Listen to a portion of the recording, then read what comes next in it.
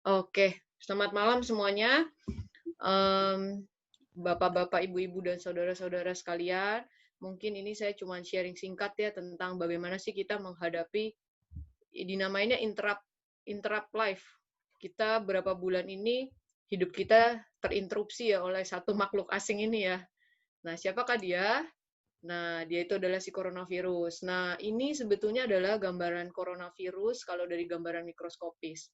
Walaupun dia virus yang cukup banyak merugikan dan meresahkan kita, tapi Tuhan izinkan virus ini ada dengan tampakan yang cukup cantik juga sebetulnya kan. Nah, jadi coronavirus itu sebetulnya apa sih? Background sedikit, dia itu sebetulnya ada RNA virus. Jadi dia ada sebetulnya awalnya di hewan unta, kucing, dan juga kelelawar. Jadi awalnya virus ini adalah virus zoonotik. Zoonotik itu adalah virus yang ada pada binatang. Nah, sebetulnya COVID ini bukan kasus pertama untuk virus yang dari zoonotik atau hewan. Jadi sebelum-sebelumnya itu kita pernah ada kasus di dunia MERS dan SARS. Nah, pada saat awal-awal coronavirus ini booming, itu sebetulnya ditemukannya kan diklaimnya adalah di ular. Karena dari makanan, waktu itu ceritanya di pasar di China, orang makan ular, terus terpapar dari virus ini. Padahal sebetulnya kode genetik itu sendiri ada dari kelelawar. Jadi diduga kelelawar itu dimakan oleh ular, dan ularnya dimakan sama manusia. Nah, jadi ini adalah kurang lebih gambaran stage transfer virus itu. Jadi awalnya dari virus ini di kelelawar, kemudian kelelawar dimakan oleh ceritanya kalau yang kasus COVID ini adalah di ular, kemudian masuk transmisi ke manusia, dan akhirnya dari manusia mulai menyebar ke manusia yang lain. Nah, patogenesisnya virus ini masuk melalui saluran pernafasan atas.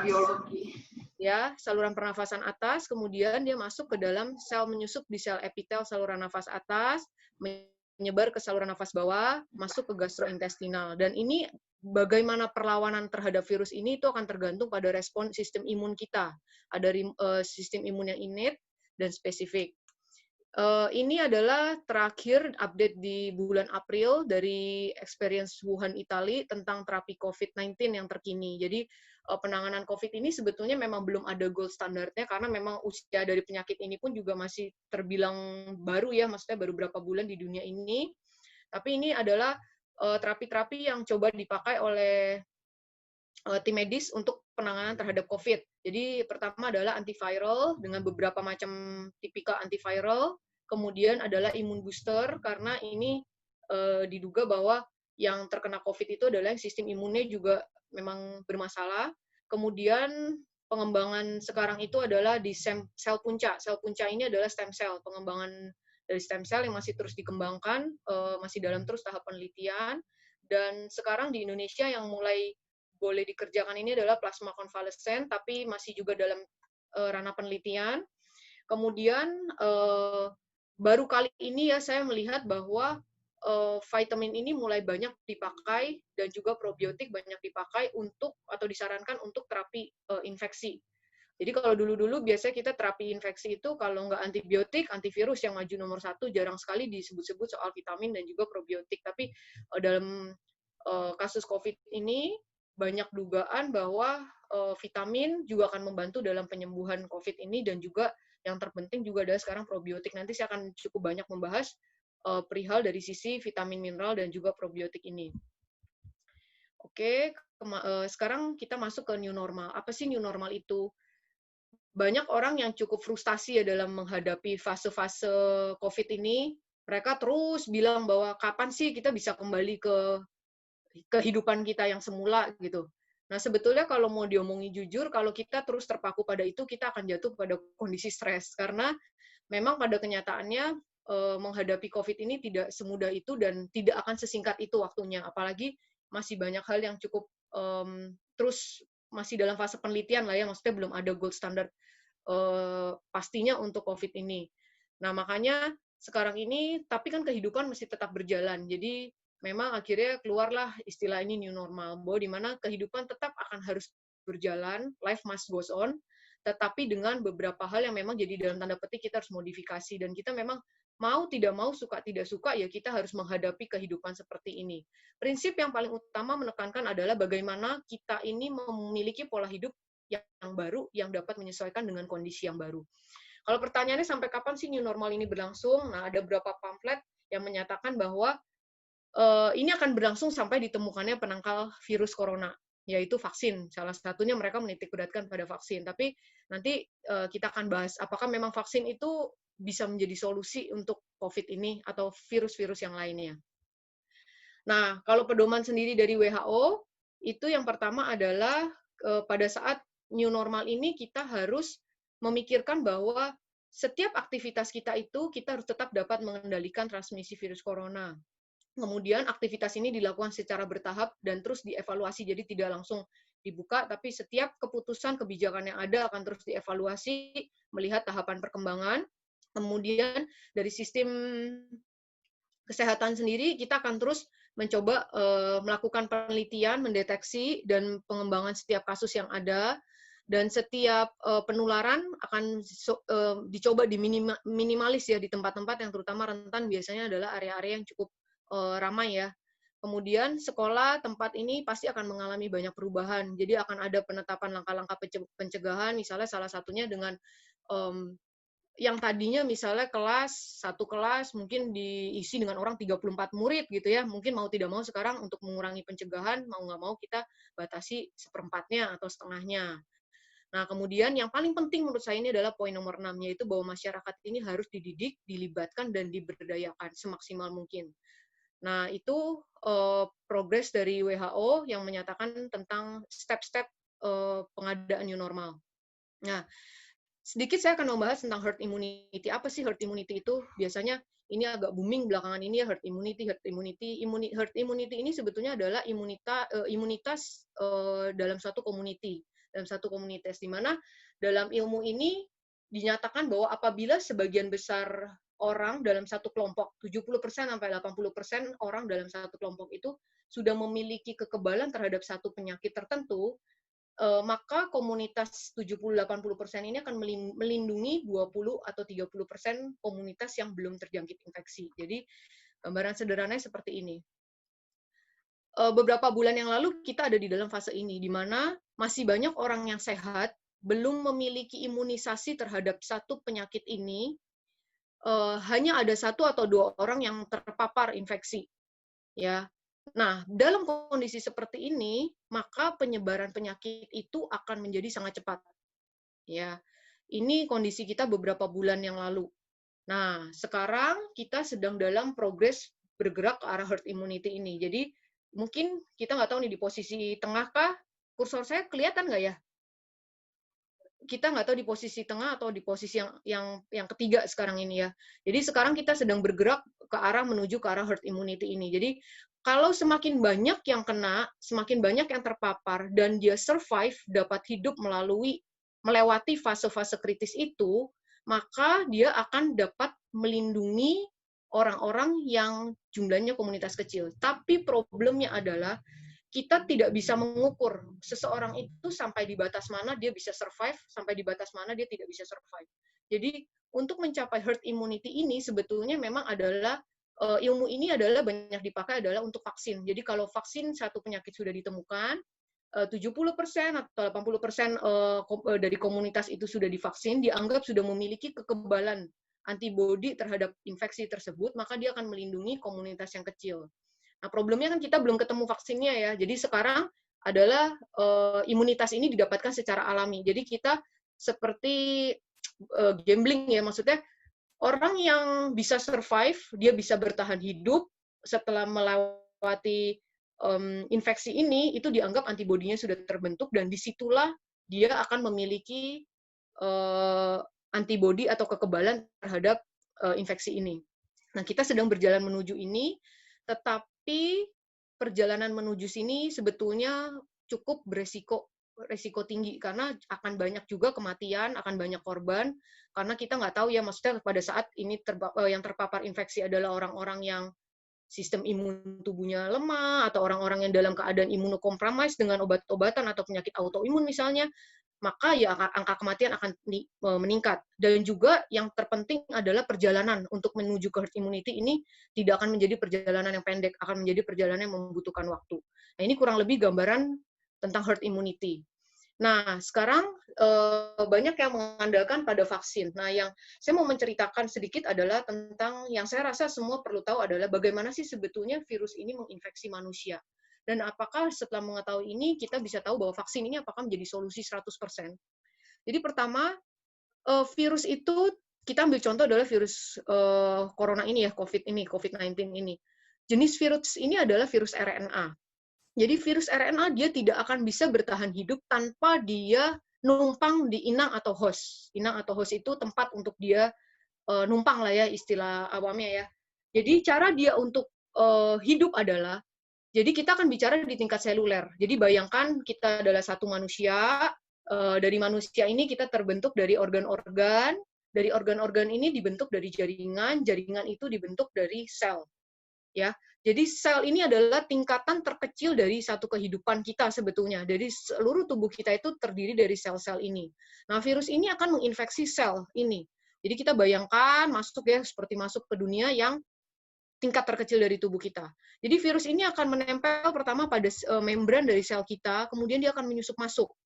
Begitu dia menyusup masuk, di dalam sel kita itu selalu ada namanya inti sel.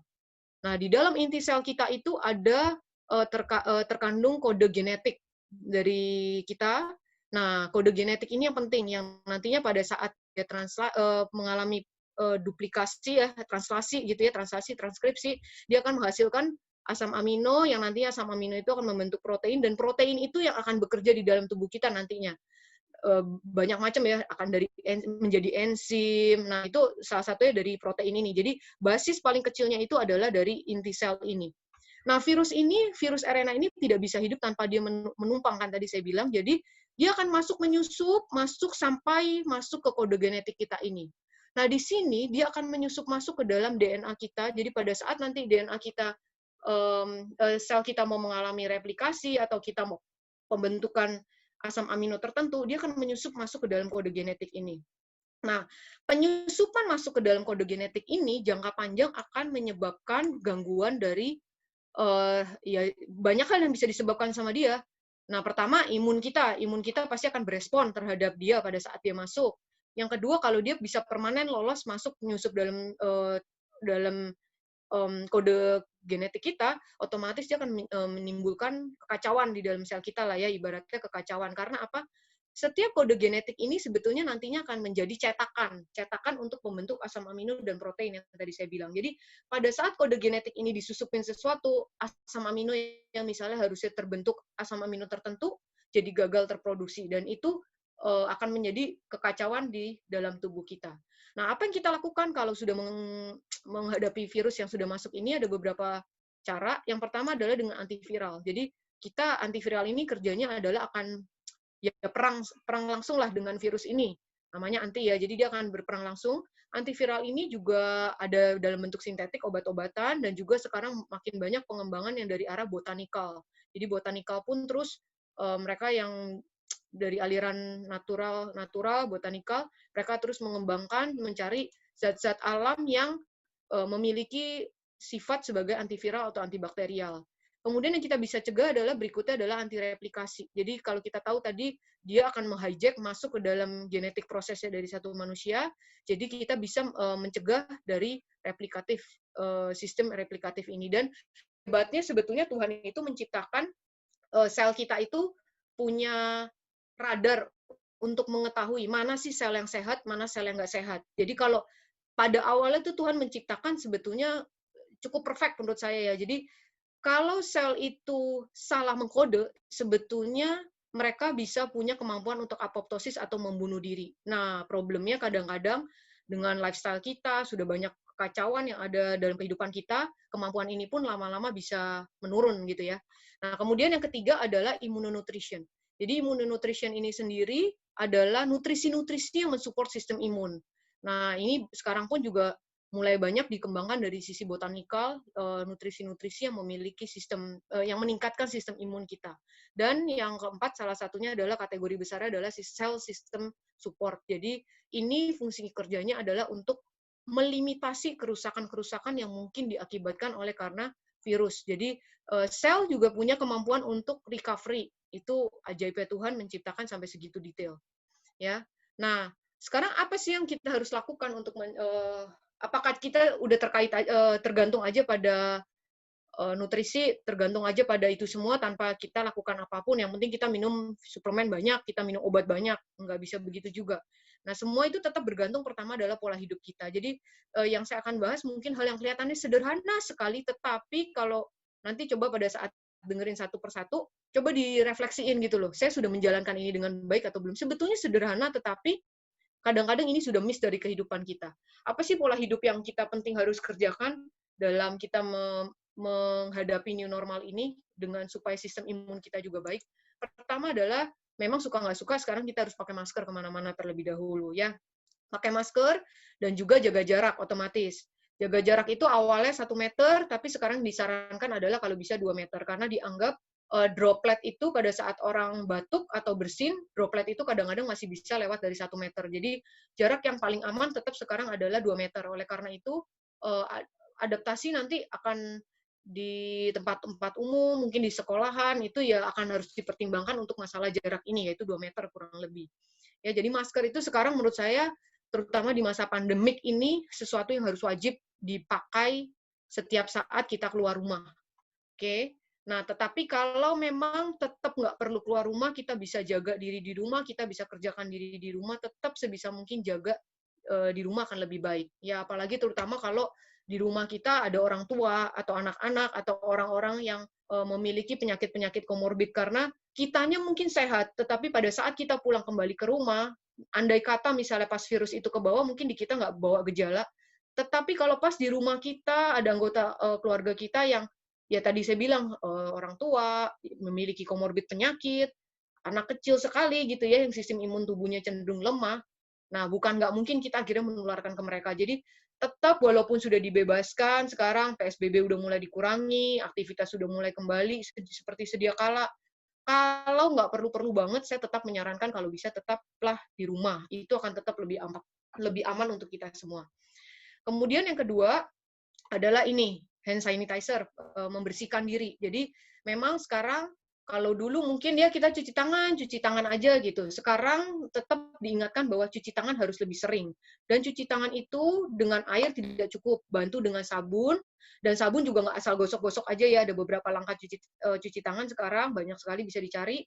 Nah, menggunakan sabun kurang lebih minimal 20 detik. Dan yang saya mau tekankan adalah hand sanitizer. Nah, sekarang semua dikit-dikit hand sanitizer, dikit-dikit hand sanitizer. Laporan kemarin dari salah satu grup probiotik yang saya ikuti ya, bahwa sekarang itu penggunaan hand sanitizer ini udah sangat berlebihan. Dan ini menyebabkan mutasi kuman juga. Karena apa? Hand sanitizer yang kita gunakan basisnya adalah alkohol, disinfektan. Dia akan membunuh. Yang dibunuh itu problemnya adalah nggak pilih-pilih. Jadi kuman baik maupun kuman jahat dibunuh semua sama dia. Sedangkan di dalam kulit kita sendiri sebetulnya Tuhan sudah ciptakan kuman komensal, kuman baik yang memang harusnya menjaga pH kulit kita, menjaga supaya kulit kita ini tidak mudah terinfeksi dengan hal-hal yang lain. Jadi itu pun akan ikut mati dengan sering-seringnya kita memakai alkohol. Nah, kemarin dengan masa COVID ini luar biasa penggunaan disinfektan gila-gilaan, penggunaan alkohol gila-gilaan, dan itu juga berdampak terhadap mutasi kuman. Jadi kalau kemarin yang saya dengar itu pada saat mau lebaran, mutasi kumannya berapa, setelah lebaran mutasi kumannya itu udah sampai berkali-kali lipat. Jadi mungkin boleh dipertimbangkan penggunaan alkohol ini mulai direm. Nah, sekarang itu yang terakhir saya ikuti perkembangannya adalah mereka mulai mengembangkan hand sanitizer berbasis probiotik. Jadi probiotik dengan probiotik yang multi-strain diharapkan probiotik ini dapat berperang melawan viral atau kuman jahat, tetapi dia tetap menjaga keseimbangan alam semesta dan juga menjaga keseimbangan tubuh kita juga. Kemudian yang ketiga adalah olahraga. Olahraga ini penting. Nggak perlu olahraga yang terlalu ekstrim. Banyak orang kalau udah ngomongin olahraga, olahraganya gila-gilaan. Padahal olahraga terlalu berlebihan juga tidak akan membawa dampak positif buat kita. Nah, olahraga ini kalau kita masih dalam keadaan sehat, saya sarankan olahraga tetap di bawah matahari. Kenapa? Karena sekaligus pada saat kita terpapar matahari, itu akan menambah produksi vitamin D di dalam tubuh kita. Vitamin D ini sekarang adalah vitamin yang cukup penting karena seluruh sel kita ternyata memiliki reseptor terhadap vitamin D. dan vitamin D itu akan bekerja di masing-masing reseptor itu memberikan dampak metabolik, bekerja secara metabolik cukup banyak. Jadi olahraga ya kalau masih memungkinkan, kalau tidak ada kontraindikasi bisa berolahraga di bawah matahari, saya akan tetap menyarankan bisa olahraga di bawah matahari. Tidak perlu terlalu lama, 15-30 menit itu sudah oke banget. Tetapi kalau yang punya keterbatasan fisik atau misalnya punya kontraindikasi tertentu lah ya, ada beberapa penyakit punya kontraindikasi tertentu memang tidak boleh terkena matahari, tetap lakukan gerakan sederhana di dalam rumah daripada tidak sama sekali. Oke. Pola hidup berikutnya apa? Yang penting adalah tidur. Tidur ini sengaja tadi saya cari gambar, saya ketemu gambar yang pas banget. Kita memang tidur setiap hari, tetapi pola tidur kita sekarang juga semakin lama semakin memburuk. Pola tidur kita apa yang buruk? Kita tidur cenderung larut malam, bangunnya siang-siang. Nah, itu sebetulnya akan berdampak kepada sistem imun dan sistem regenerasi sel kita. Karena malam hari itu sebetulnya adalah fase untuk tubuh melakukan detoksifikasi, regenerasi paling maksimal. Tetapi itu akan terjadi cuma pada saat kita tidur terlelap, ya. Deep sleep. Jadi sengaja ini digambar, saya ambil gambar ini adalah karena di gambar ini menunjukkan jam 9. Jadi usahakan tidur, jangan sampai terlalu malam. Jam 9, paling lambat jam 10, usahakan sudah bisa tidur. Dan yang paling penting lagi sekarang adalah, yang saya mau menekankan terkait dengan tidur adalah handphone. Sekarang orang kalau nggak ada handphone kayak mau mati rasanya. Nah, padahal kalau kita mempelajari lebih dalam soal gelombang, saya memang tidak terlalu mendalami soal itu, tetapi kalau banyak baca soal gelombang gelombang handphone itu akan menghasilkan gelombang-gelombang yang akan mengganggu kualitas tidur kita, karena akan mengganggu kualitas hormon kita, otomatis akan mengganggu kualitas hidup. Jadi saran saya, area kamar kalau bisa sudah masuk area kamar, matikan handphone, terutama pada saat mau tidur, handphone dalam keadaan mati. Oke. Kemudian yang berikutnya adalah jangan lupa untuk happy, ya, tertawalah sebanyak mungkin. Memang hidup kita ini nggak mungkin lepas dari stres, omong kosong kalau saya bilang jangan stres, tetapi bagaimana kita belajar memanage stres. Saya pun kadang-kadang masih gagal untuk memanage stres, tapi kita terus berupaya belajar bagaimana menghandle stres. Stres-stres yang masuk, stres-stres yang ada, bagaimana kita usahakan untuk bisa mengatasi itu lebih baik. Berpikir lebih positif dalam menghadapi stres tersebut. Dan yang sering dilupakan sekarang adalah mulailah belajar hidup lepas dari toksin. Kadang-kadang orang bertanya, toksin apa sih? Saya nggak minum racun kok, saya nggak minum baygon. Sebetulnya nggak harus begitu, tetapi kita mulai lihat. Dari makanan kita aja setiap hari. Sayur yang kita makan aja, apakah sayur kita bebas dari pestisida? Jarang sekali kan? Nah, pestisida itu sebetulnya toksin buat tubuh. Itu yang paling sederhana. Kedua, dari misalnya yang paling sering itu biasanya adalah gigi, tambalan gigi. Ya, ini memang masih pro dan kontra. Ada beberapa yang menjadikan ini problem, tetapi ada yang jurnal mengatakan bahwa dalam dosis kecil itu tidak masalah, tambalan gigi yang amalgam. Nah, itu sebetulnya kan dari merkuri, itu masih pro dan kontra, tapi kalau zaman sekarang sudah ada banyak alternatif pilihan yang lain, pilihlah yang lain, kalau bisa jangan pilih lagi yang logam-logam berat. Oke? Berikutnya saya akan membahas lebih detail soal healthy lifestyle, eat style, cara makan. Kalau dulu, saya nggak tahu sekarang mungkin belum dirubah juga ya, pola makan, piring makan kita dulu itu, kita diajarkan adalah 4 sehat 5 sempurna, dengan karbohidrat, porsi yang paling banyak. Nah, sekarang itu sebetulnya pola makan kita sudah harus mulai bergeser. Jadi ini adalah piramid yang menurut saya cukup mendekati piramid yang dianjurkan ya, bahwa paling banyak porsi makan kita itu sebetulnya memang adalah sayuran dan buah-buahan, terutama sayuran. Buah-buahan pun adalah lini kedua. Lini pertama adalah tetap adalah sayur-sayuran. Nah, sumber karbohidrat kita baiknya diambil dari sayuran, buah-buahan, dan bolehlah dari wheat, gandum, tetapi gandumnya utuh, tapi ini porsi lebih kecil, tetap lebih banyak di sayuran dan buah-buahan. Nah, ini yang biasanya saya sering kali dengar, nggak boleh makan nasi, terus makannya apa dong karbohidratnya? Nah, kadang-kadang orang suka salah. Mulailah ganti karbohidratmu dengan sayur. Kamu nggak usah takut, kita nggak usah takut kekurangan karbohidrat selama kita makan sayur-sayuran dan buah-buahan, karena itu adalah tetap sumber gula yang cukup untuk tubuh kita, malah ditambah ada seratnya dari sayur-sayuran. Nah, bagaimana pemilihannya? Semakin banyak varian warna, itu akan semakin baik untuk kesehatan kita. Karena dengan perbedaan warna sayur-sayuran dan buah-buahan, otomatis vitamin dan sumber gizi yang ada di dalamnya akan semakin kaya dan itu akan memberikan kesehatan buat kita. Kemudian lini di atasnya adalah protein. Protein ini sesuatu yang baik sekali. Kita butuh protein. Segala sesuatu tidak baik kalau berlebihan, tidak baik kalau kurang. Jadi protein ini pun jangan terlalu berlebihan, tapi juga jangan sampai kurang. Ya, ini disesuaikan dengan aktivitas kita, kondisi kesehatan kita. Misalnya pada saat orang-orang yang sudah mulai ada mengalami gangguan ginjal, yang mungkin jumlah proteinnya diturunkan, tapi bukan berarti menghindari protein sama sekali. Nah, protein yang dianjurkan ada banyak sumber protein, tetapi yang paling saya anjurkan adalah yang dari ikan. Walaupun sekarang pro kontra juga bahwa ikan ini juga problem karena apa? Ikan-ikan di laut ini sekarang laut kita juga banyak tercemar oleh merkuri gitu ya. Jadi banyak juga yang menentang makan ikan. Sebetulnya susah kalau mau cari makanan yang totally sehat. Tetapi paling tidak ini masih lebih oke lah. Ya, ikan, udang. Nah, kemudian dengan porsi piramid yang lebih kecil lagi itu adalah dari sumber ayam.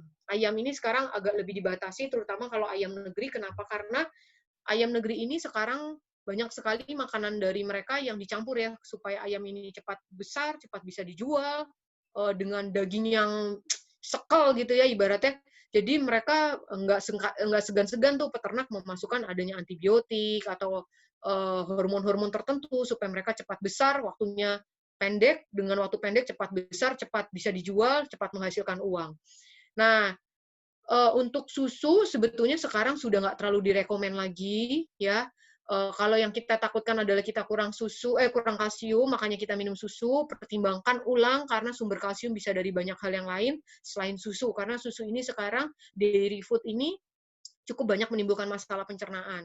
Nah, kalau yogurt masih oke karena yogurt ini kan ada fermentasi di mana ini nanti terkait lagi dengan probiotik yang saya akan bahas sebentar lagi.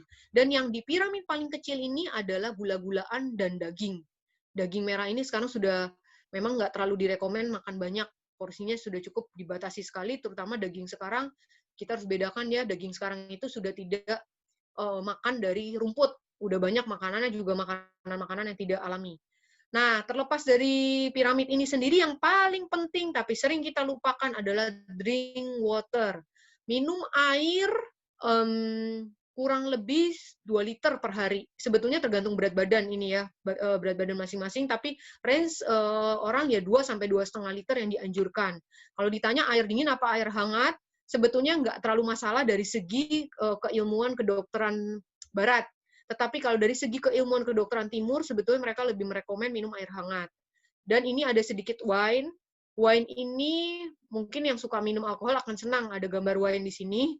Tetapi sebetulnya wine ini yang kita mau ambil adalah resveratrolnya. Jadi kita bisa ambil sumber yang lain, resveratrol. Kalau tidak ada kita boleh ambil dari wine. Tapi ingat, wine ini ada alkoholnya. Jangan sampai resveratrolnya baik, sumber dari grapeseed-nya baik, tetapi rusak karena kita kebanyakan minum alkoholnya. Ya, jadi kalaupun memang kita mau meminum wine, boleh diizinkan, tetapi dengan aturan 1 sloki sehari cukup. Nggak perlu sampai jadi segelas-gelas sebesar-besar itu. Ya, nanti ini jadi alibi nih buat orang yang suka minum alkohol. Oke, nah ini rangkuman saya nutrisi. Jadi pertama adalah vitamin. Vitamin ini vitamin apa yang penting? Semua vitamin penting, nggak ada vitamin yang nggak penting. Tetapi terkait dengan sistem imun, karena kita membahas tentang infeksi, yang paling penting itu harus ada adalah sekarang ini C dan D. C itu bekerja untuk sistem imun cukup baik, dan sedihnya adalah manusia itu tidak bisa memproduksi vitamin C, beda sama hewan. Hewan masih bisa memproduksi vitamin C, sedangkan manusia sudah tidak bisa memproduksi vitamin C secara alami, jadi kita membutuhkan asupan vitamin C dari luar, entah dari makanan, entah dari suplementasi, tetapi ini wajib masuk setiap hari. Nah, vitamin D yang tadi saya bilang, vitamin D ini peranannya sekarang sangat luar biasa, jadi dan penelitian saya waktu kemarin saya menyelesaikan studi saya S2 saya biomed, itu penelitian saya kebetulan tentang vitamin D. Saya mengukur kadar vitamin D pada beberapa orang di Indonesia ini, dan ternyata hasil penelitian saya yang saya ukur itu 100% semua di bawah nilai normal. Jadi bisa dibilang secara umum kemungkinan besar populasi Indonesia ini akan mengalami defisiensi vitamin D. Nah, vitamin D ini dapatnya dari mana? Pertama memang dari sinar matahari. Tetapi kadang berapa sering sih kita bisa terpapar sinar matahari? Berapa lama kita bisa terpapar sinar matahari? Akhirnya kalau yang minim banget, yang memang vitamin D-nya rendah banget, mau nggak mau kita harus kejar dengan suplementasi, atau sekarang sudah mulai ada yang injeksi vitamin, kita berikan dosis tinggi by injeksi untuk menaikkan kadar vitamin D itu cukup tinggi, cukup cepat untuk menaikkan, karena vitamin D ini akan dampaknya kemana-mana, termasuk nanti adalah ke arah hormonal. Ya. Kemudian yang kedua adalah mineral. Mineral ini sering juga kita sepelekan, kita sering anggap ini remeh, apa sih itu mineral, kita kurang mineral ataupun nggak kurang mineral, kayak nggak rasa dampak apa-apa. Nah, dua ini tidak akan, orang yang kekurangan ini, kecuali parah ya kekurangannya, defisiensinya, ya mungkin akan langsung menimbulkan gejala. Tapi kalau cuman masih dalam kadar defisiensi, nggak sampai kurang-kurang banget, sebetulnya tubuh masih bisa mengkompensasi, tetapi tidak optimal bekerjanya. Dan kalau itu terjadi terus-menerus, pasti akan mengalami gangguan kesehatan. Nah, terkait dengan sistem imun, mineral yang paling berperanan adalah zinc memang. Jadi sekarang makanya banyak sekali zinc, sampai di pasaran habis kemarin ya, zinc, semua orang kejar zinc. Nah, selain dari zinc, yang penting lagi juga itu adalah selenium dan juga iodin. Selenium dan iodin ini penting dalam peranannya nanti terkait dengan hormon tiroid, kesehatan hormon tiroid. Karena hormon tiroid kita juga tidak akan bisa bekerja maksimal apabila kedua elemen mineral ini tidak tercukupi dengan baik di dalam tubuh kita. Ya, bukan berarti yang lain tidak penting, yang lain tetap penting, tapi semua harus dalam keadaan keseimbangan. Ya, yang ketiga adalah probiotik kompleks. Probiotik ini kenapa saya bilang khusus saya tekankan kompleks, karena banyak orang minum probiotik, tetapi probiotiknya cuma 1 strain, 2 strain, itu sebetulnya bukan probiotik yang disarankan.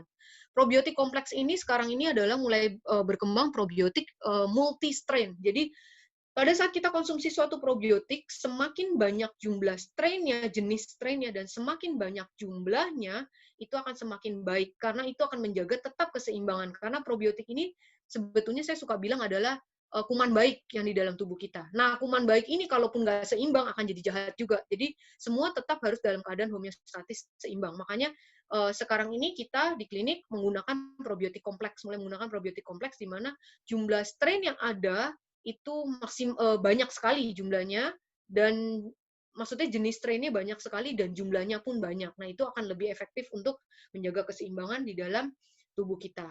Kemudian yang keempat adalah omega 3. Omega 3 ini kenapa saya masukkan? Karena omega 3 ini mempunyai sifat sebagai antiinflamasi dan antioksidan. Kalau beberapa waktu lalu di persekutuan Caleb ya, yang orang tua, itu saya membahas antioksidan ini penting terkait dengan radikal bebas. Karena setiap hari kita nafas aja, sebetulnya dalam tubuh kita pun terbentuk radikal bebas. Tetapi Tuhan pun sudah menciptakan balance. Radikal bebas itu akan, yang ada dalam jumlah kecil, akan menstimulasi sel kita untuk memproduksi juga antioksidan. Itu udah dibikin Tuhan otomatis. Tetapi problemnya kehidupan kita nih kadang-kadang kebangetan. Radikal bebasnya ekstrim luar biasa, jadi antioksidan alami di dalam tubuh kita nggak mengejar. Jadi kalau yang pola hidupnya memang berantakan, mau tidak mau kita harus tambah antioksidan dari luar asupan untuk membantu supaya radikal bebas ini ketekan. Kalau enggak, kerusakan akan terjadi dan merusak jaringan. Yang kelima adalah imunonutrisi dan herbs. Jadi memang sekarang ada beberapa nutrisi yang menunjang untuk sistem imun. Salah satunya di kita itu ada FT, jadi itu adalah salah satu nutrisi yang akan bekerja untuk meningkatkan imunoglobulin. Imunoglobulin A, contohnya imunoglobulin A. Imunoglobulin A itu adalah sistem imun yang terdapat pada sel epitel. Jadi sel epitel itu ada di mana aja, di hidung kita, di pernafasan masuk, itu ada sel epitel. Kemudian di pencernaan kita juga ada sel epitel. Kalau imunoglobulin A kita bagus di situ, itu ibaratnya tentara pertama kita. Jadi pada saat terjadi infeksi masuk, ada yang kelolosan, dia akan perang pertama kali. Nah, kemudian sekarang juga ada beberapa herbal yang bekerja untuk meningkatkan sistem imun kita. Oke? Nah, terkait saya akan menekankan probiotik. Karena ini mungkin yang agak baru buat kita semua, yang nggak umum mungkin kalau vitamin mineral udah banyak dengar. Nah, saya mau ceritakan sepintas bahwa probiotik ini sekarang menjadi sesuatu yang sangat penting. Jadi, probiotik atau prebiotik atau simbiotik. Jadi, probiotik itu kumannya, prebiotik adalah makanannya, simbiotik itu adalah gabungan antara probiotik dan prebiotik. Terus ditambah dengan makanan yang kita makan, ditambah dengan genetik kita, usia kita, lokasi geografi kita, kebiasaan kita, dan faktor aktivitas kita, itu akan mempengaruhi mikrobiota atau kuman yang ada di dalam pencernaan kita. Nah, kadang waktu saya seperti belakangan ini ya, misalnya saya setelah mendalami ini, waktu saya handle pasien pun, pasien datang keluhannya apa, saya akan beresin gut-nya dulu. Kadang buat mereka ini dokter kenapa ya keluhannya misalnya di kulit, kenapa yang diurusin adalah gut, kok jauh banget gitu kan. Nah, sebetulnya ada dasarnya kenapa yang saya perbaikin gut. Karena sekarang gut ini dikenal sebagai second brain kita. Jadi, apa yang ada di dalam mikrobiota pencernaan kita sebetulnya akan berdampak ke hampir keseluruhan kesehatan tubuh kita. Jadi, mikrobiota ini sebenarnya nggak cuma ada di dalam gut. Jadi, di dalam organ-organ kita yang lain pun ada mikrobiota tersebut, tetapi memang yang paling banyak jumlahnya adalah di dalam gut. Jadi mikrobiota, keseimbangan mikrobiota yang ada dalam pencernaan kita ini akan menghasilkan satu metabolit-metabolit yang kita sebut sebagai SCFA, short chain fatty acid, atau asam amino tertentu yang akan merangsang organ tubuh yang lain. Misalnya dalam hal ini misalnya ke otak. Nah, dia akan berperanan memberikan sinyal kepada otak untuk menjaga kesehatan otak, menjaga kesehatan mental kita, menjaga kesehatan sistem imun kita. Juga gut mikrobiota ini akan berdampak kepada liver. Ya, kesehatan liver kita itu ada peranan dari mikrobiota, kemudian juga termasuk dalam kasus COVID ini lung, kesehatan dari pernafasan kita, karena dia akan menentukan status sistem imun kita. Nah, slide yang sesudah ini saya akan membahas bagaimana sih dari gut mikrobiota ini kok kelihatannya dari pencernaan kok bisa dampaknya ke imun sistem. Nanti saya akan jelaskan sebentar lagi.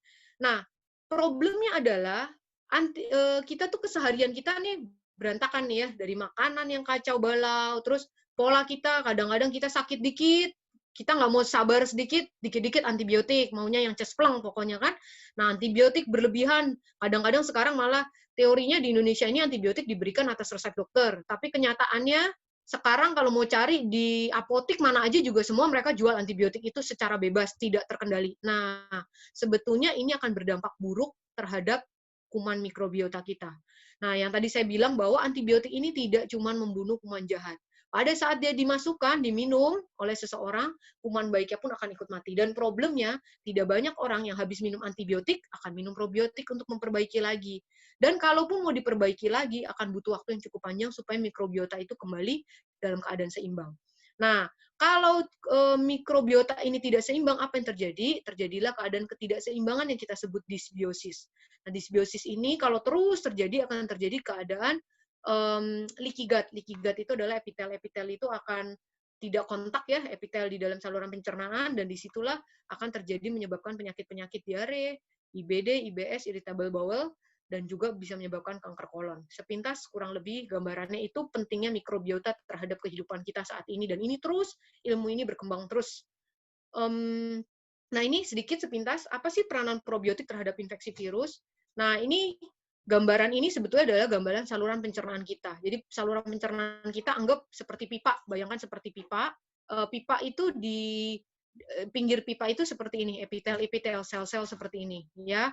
Jadi ini di dalamnya adalah lubangnya, kita bilangnya lumennya. Lumennya itu lubangnya pipa itu. Nah, apa sih peranan probiotik kok kayaknya penting amat gitu kan? Nah, jadi probiotik yang baik, kalau probiotik itu dalam jumlah yang cukup baik, keadaan di sini akan dalam keadaan seimbang. Dalam keadaan seimbang, sebetulnya epitel ini akan terbungkus satu lapisan mukus. Nah, mukus yang tebal itu akan membuat kuman apapun yang masuk tidak akan mudah menempel pada epitel. Jadi, cara kerja pertama probiotik adalah dia akan mengikat. Dia seperti tentara, begitu ada zat asing, dia akan mengikat, dia akan fight dulu ngelawan virus-virus atau bakteri yang masuk. Kemudian cara kerja dia yang lain adalah tadi, dengan kemampuan dia meregenerasi epitel-epitel ini lebih cepat dan menghasilkan musin. Musin ini akan menjadi perlindungan, tidak akan gampang ditembus oleh virus. Kemudian dia juga punya kemampuan untuk menghasilkan nitrik oxide dan dihidrooksigen ini ya. Nitrik oxide ini dan hidrooksigen ini mempunyai sifat sebagai antiviral. Jadi sebetulnya tubuh kita pun punya produksi ini secara alami, tetapi kadang-kadang karena ketidakseimbangan tadi, produksi ini pun menurun. Jadi sebetulnya Tuhan menciptakan tuh udah perfect banget, tapi karena kelalaian kita menjaganya, jadi kacau balau semuanya. Ya, dan yang di bawah ini sebetulnya adalah peranan secara tidak langsung dari probiotik terhadap sel sistem imun kita. Yang tadi saya bilang bahwa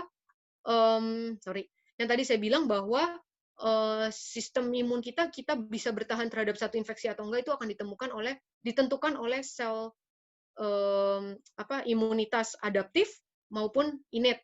imunitas innate. Innate itu yang pertama kali. Jadi pada saat virus masuk, kita sudah diperlengkapi untuk melawan itu lebih dulu. Kalau itu terjadi berulang, maka sel imun adaptif itu yang akan baru turun. Nah, disinilah peranan-peranan mereka berikutnya dari probiotik terhadap sel imun. Nah, yang nggak kalah penting lagi adalah hormon. Jadi, hormon ini biasanya orang dia nggak akan langsung timbul gejala, keluhan gitu ya. Dan orang biasanya umur 40 tahun masih rasa fit, dia rasa hormon saya baik-baik aja sih, nggak ada masalah dengan hormon gitu ya. Padahal sebetulnya proses penuaan itu sudah penurunan hormon itu, proses penuaan terjadi karena penurunan hormon itu sudah terjadi dari usia 30-35 tahun, itu beberapa hormon produksinya sudah mulai menurun. Nah, kalau kita periksa di laboratorium pun, kadang-kadang hasilnya dalam keadaan normal. Tetapi kalau kita mau bicara soal preventif aging atau preventif imun, kita harus target kita bukan cuma normal, tapi range kita adalah optimal. Ya, optimal itu apa? Optimal itu berarti di range orang-orang muda. Kadang di lab kita itu kadar hormon ini disesuaikan dengan usia. Jadi kalau usianya sudah makin tua, dianggap dengan range yang lebih rendah, itu masih dalam keadaan normal. Padahal sebetulnya kalau kita mau mencapai keadaan yang optimal, ya mau nggak mau kita harus usahakan hormon kita itu seperti pada saat hormon kita masih muda dulu. Ya, ini sebetulnya hormon kita nggak cuma ini, hormon kita ada banyak yang lain, tetapi yang terkait dengan sistem imun, yang saya ambil itu adalah tiroid, DHEA, kortisol, insulin, dan juga prolaktin. Ini bisa menjadi perhatian kita juga. Dan terakhir, yang paling penting juga adalah setelah kita berusaha sekian banyak, tetap pada akhirnya kita harus belajar bersandar pada Tuhan. Jadi dalam menghadapi stres, dalam menghadapi situasi yang mungkin sekarang banyak kegelisahan gitu ya, baca ini dikit, kok kayaknya situasi makin memburuk, ujung-ujungnya kita harus surrender sama Tuhan. Nah, surrendernya lewat apa? Ya lewat pray. Mau nggak mau, kita harus banyak berdoa dan belajar berserah kepada Tuhan. Dan disitulah, ya yang saya akui mau tidak mau, ya disitulah letak keamanan kita gitu ya. Jadi bukan berarti kita seperti orang bodoh, kita pray setiap hari, kita bersandar pada Tuhan, tapi yang sisanya yang kita harus kerjakan, kita nggak kerjakan, ya nggak gitu juga gitu loh. Jadi semua menurut saya tetap apa yang menjadi part kita bisa kerjakan, kita harus kerjakan semaksimal mungkin. Apa yang Tuhan sudah kasih, kita harus jaga sebisa mungkin. Tetapi di sisi lain, tetap kita harus menyandarkan hidup kita hanya kepada Tuhan. Karena memang tidak ada yang menjamin apapun di dunia ini selain pada saat kita bersandar kepada Tuhan. Nah, kalau tadi bicara soal si interruptor life, ya dibilangnya sebagai interruptor life, si COVID ini. Nah, saya dalam perenungan saya melihat ini sebagai satu yang berbeda, bahwa COVID-19 ini sebagai satu great reminder malah. Kalau kita perhatikan, banyak sekali hal yang berubah dalam sekejap dalam 3 bulan ini. Ya. Contoh yang paling sederhana, mall aja bisa tutup. Lebaran bisa nggak libur gitu ya, cuma liburan di tanggal merah, nggak ada lagi cuti bersama. Itu sebetulnya menurut saya wow sekali gitu, maksudnya sesuatu yang luar biasa sekali. Si makhluk kecil ini yang Tuhan izinkan ada di dunia sampai merubah semua-muanya itu seketika dalam waktu cepat. Kerusuhan aja nggak bikin mall itu bisa tutup gitu kan. Tapi COVID-19 ini, si makhluk yang kecil sekali ini yang nggak kelihatan mata ini malah bisa membuat perubahan yang begitu luar biasa. Dan saya rasa ini menjadi reminder buat kita, oke, kalau dibilang interruptor, tapi kalau saya lebih menilai itu sebagai reminder buat kita tentang kehidupan kita. Nah, pada akhirnya dalam perenungan saya melihat akhirnya banyak sekali perubahan perubahan dalam kehidupan manusia pasca adanya COVID ini. Ya, di mana pertama yang pasti dari segi health. Orang mulai aware soal health, yang tadinya mungkin kalau dibilangin A sampai Z, dia nggak peduli sama sekali, boro-boro mau disuruh minum vitamin itu buat kayaknya suruh minum racun aja gitu, maksudnya apa sih, itu nggak berguna, buang-buang uang gitu kan. Sekarang pada saat begitu ada COVID, vitamin yang mungkin dipandang sebelah mata oleh orang, sekarang dicari-cari orang sampai semuanya habis, ibaratnya kan. Betapa sebetulnya orang itu butuh memperhatikan health, lebih menghargai health. Nah, kemudian gaya hidup mereka mulai berubah, mulai mencari tahu bagaimana pola hidup yang baik, pola hidup yang sehat.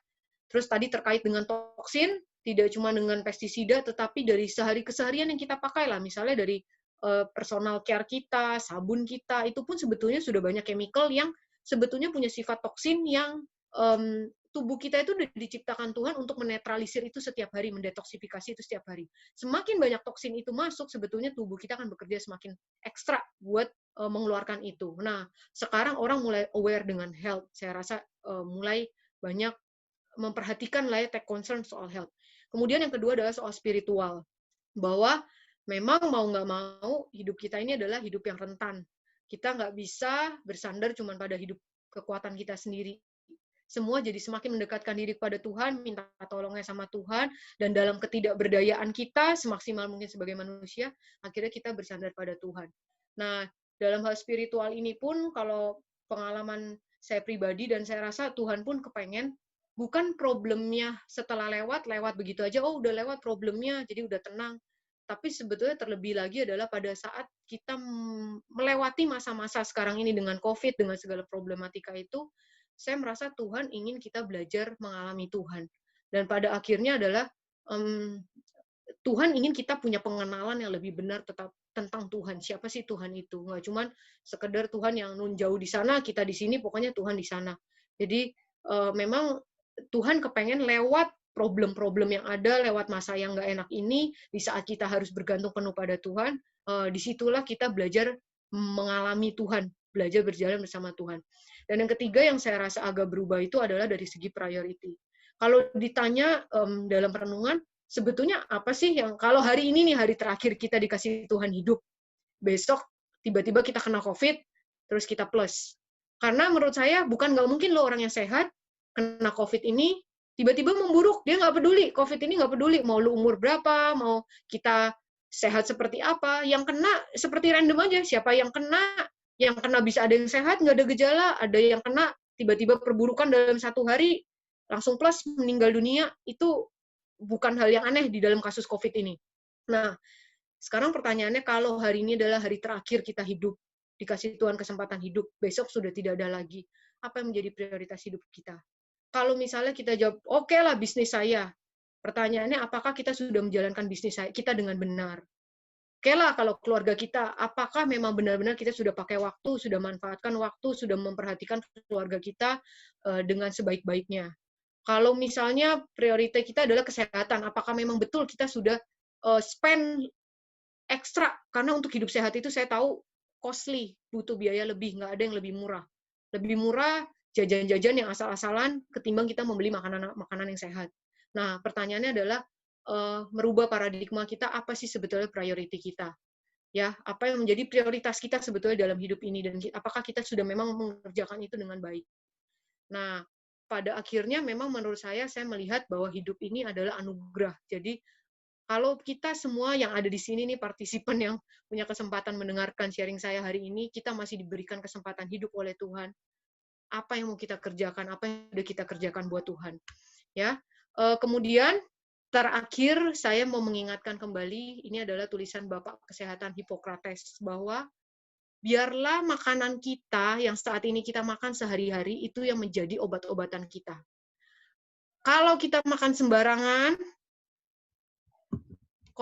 konsekuensinya adalah nanti obat-obatan itu di beberapa tahun ke depan yang akan menjadi makanan kita. Jadi ayo kita mulai jaga kesehatan kita dengan mulai merubah pola hidup, mulai lagi memperhatikan makanan-makanan kita yang Tuhan udah ciptakan, memperhatikan kembali alam kita yang udah rusak ini. Supaya jangan sampai nanti tuanya yang kita makan itu bukan makanan yang seperti ini lagi, tetapi obat-obatan yang menjadi makanan kita. Oke, itu aja, sekian sharing saya hari ini. Terima kasih.